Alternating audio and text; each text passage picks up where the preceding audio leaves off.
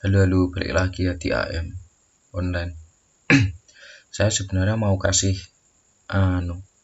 video opening kayak YouTuber gitu, tapi rasanya kok agak ribet ya. Di video kali ini kayaknya kita membutuhkan kita butuh sedikit mikir buat memahami. Soalnya ini berkaitan dengan salah satu optimasi on-page optimasi SEO on-page, yaitu tentang keyword utama. Fokus pembahasan kita nanti menyoal tentang keyword density. Keyword density atau persentase kemunculan kata kunci utama dalam sebuah konten artikel.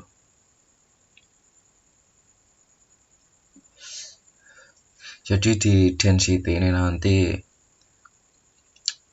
untuk menjawab pertanyaan, berapa kali pengulangan kata kunci utama di konten? Apa saja yang perlu diperhatikan kira-kira? Sama di mana tempat pengulangan itu, gitu.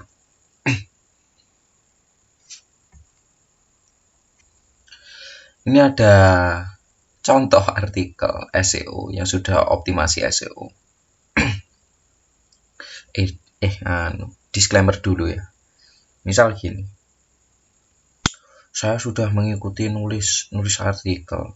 Nulis artikel juga memperhatikan keywordnya sudah benar. Plugin Yoast misalnya, plugin Yoast sudah hijau semua. Tapi kok artikelnya gak muncul di page 1 gitu. Gak muncul di page 1 shop. Wah, soal artikel kan berkaitan dengan on-page. Sedangkan kita juga perlu melihat kembali websitenya itu apakah sudah optimasi off-page, bagaimana authority-nya begitu, bagaimana SEO teknikalnya begitu kira-kira. Faktornya kan banyak sekali. Contoh artikel ini menyasar kata kunci utama aset investasi jangka panjang. Untuk artikel sekitar 600 kataan ya. Soalnya bagian keyword sama meta deskripsi nanti nggak dipakai. Ya 600-an kira-kira. Di mana density-nya? Berapa kali pengulangannya? Itu. Kira-kira ada 5 kali.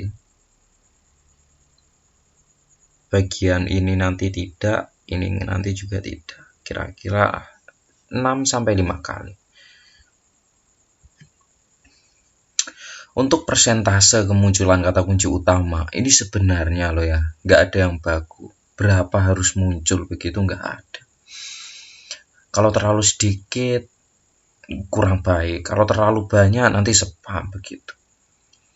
Jadi untuk biar pas dan enak, kalian bisa mengirangi tiap menulis itu setidaknya per 100 kata itu ada satu kata kunci utama di sana. Lantas penempatannya di mana saja? Oke. Ini ada di judul atau title ya. Kemudian ada di kalimat utama di paragraf utama. Ada juga di subheading. Ini saya taruh juga di subheading lagi. Ini subheading 2 ya. Kalau ditaruh di subheading 3 nggak apa-apa. Atau di subheading 3 ditambahi lagi. Kemudian ada di paragraf terakhir. Paragraf terakhir, kalimat terakhir, begitu kira-kira.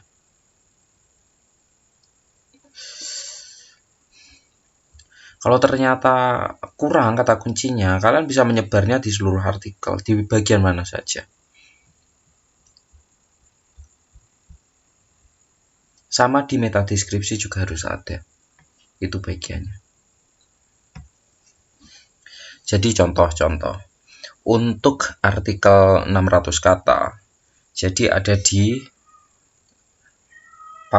paragraf pertama, subheading 2, subheading 3, tengah artikel lagi, sama paragraf terakhir. Begitulah gampangnya. Soalnya title ini juga nggak dihitung untuk density loh ya. Tetapi di title itu juga harus ada kata kunci utama, terutama ditempatkan di bagian depan title, judul. Opsi lagi, kalau pakai UAS kan lebih gampang sebenarnya. Kalau CMS WordPress, kita pakai hosting, pakai UAS yang gratisan pun gak masalah, kan sudah ada indikator yang mana optimasi SEO yang baik begitu. Jadi kalau menulis di post WordPress secara langsung itu sebenarnya juga lebih membantu. Tapi kalau blogger kan kalau di blogger setidaknya hafal dan paham berapa kali pengulangan kata kunci utama, lokasinya di mana saja begitu. Ini coba saya posting ya. Coba saya taruh di draft. Kira-kira begini. Ini saya copy semua. Saya paste di sini ya.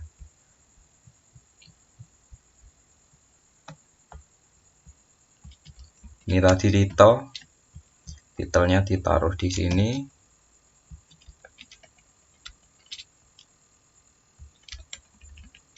Ini keywordnya ditaruh di sini. Keyword utama. Weh, keterbacaannya langsung hijau. Padahal belum selesai ngaturnya. Keyword turunan. Ini banyak yang membuang keyword turunan loh.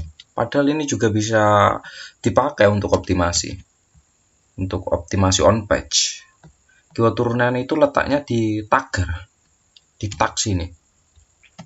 Kebanyakan ini sebenarnya keyword turunannya. Soalnya ini cuma contoh ya.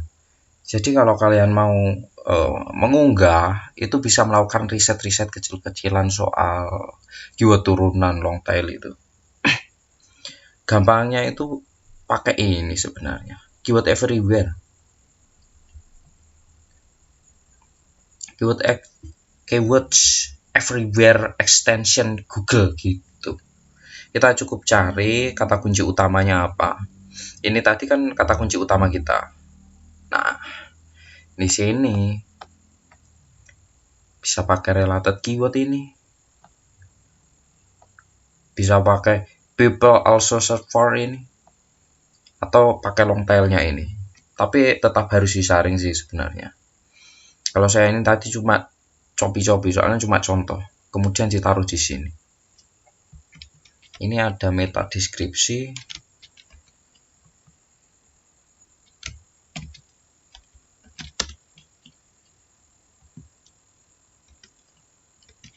Kalau meta deskripsi ditaruh di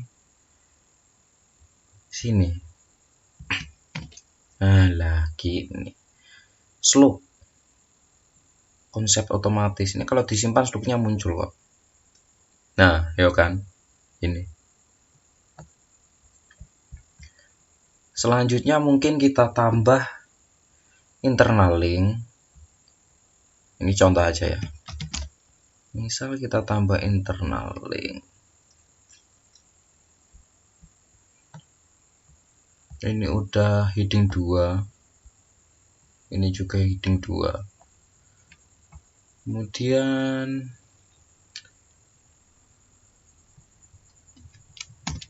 kita tambah gambar. Tancuk bukan. Astagfirullahaladzim.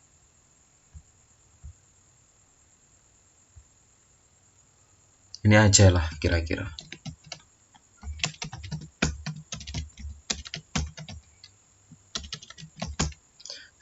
Sumber pecel. Pexels. Anjay. Kita tambah ALT-nya.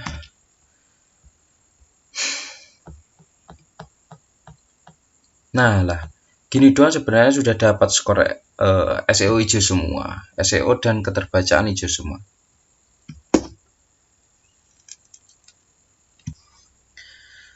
Semakin panjang artikel, otomatis jumlah persentase density-nya, jumlah pengulangan kata kunci utama itu juga semakin banyak. Di dalam artikel kita juga bisa menambahkan pembahasan berdasarkan keyword turunan itu tadi yang kita pasang di tag postingan itu tadi. Kita kasih pembahasan seperti itu juga meningkatkan keterbacaan, meningkatkan SEO on page-nya karena merupakan sinonim dari apa yang kita bahas, apa fokus pembahasan kita. Jadi Google menilainya itu konten artikel kita di blog atau website itu lebih berisi, lebih lengkap, lebih berkualitas. Kira-kira seperti itu. Ini masalah teknis SEO on page. Kemudian soal isi tulisannya ini beda lagi, ini lain cerita. Jadi juga harus teliti begitu. Sebelum posting mungkin tambah kategori, gambar andalan, kutipan. Kutipan ini tadi diisi meta deskripsi nggak apa-apa sih.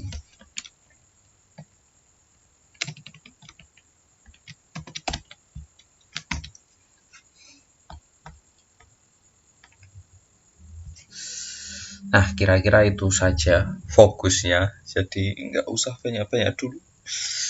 Soal keyword density.